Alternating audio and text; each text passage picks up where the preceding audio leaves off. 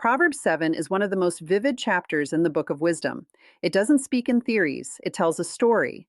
A father speaks to his child and says, "Pay attention, what I'm about to show you can save your life." This chapter warns us about temptation, not just sexual temptation, but any voice that pulls us away from God's truth. Here are four principles of wisdom from Proverbs 7.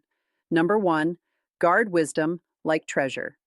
The chapter opens with a command: keep my words, treasure my commands, bind them on your fingers, write them on your heart. In other words, wisdom isn't something we visit occasionally, it's something we carry. When wisdom lives in the heart, it becomes a reflex.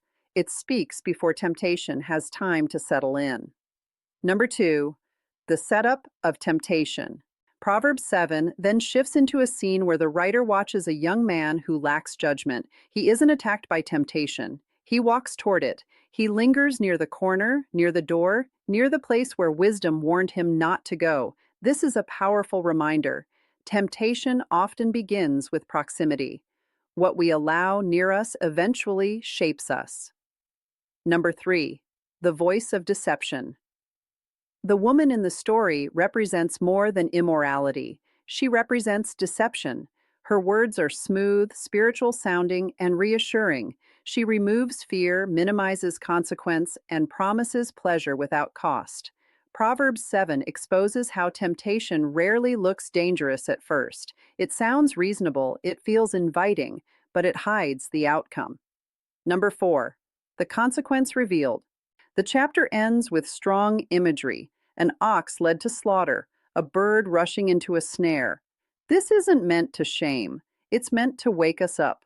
Proverbs 7 teaches that ignoring wisdom doesn't just lead to mistakes, it leads to loss. What feels like freedom can quietly become bondage.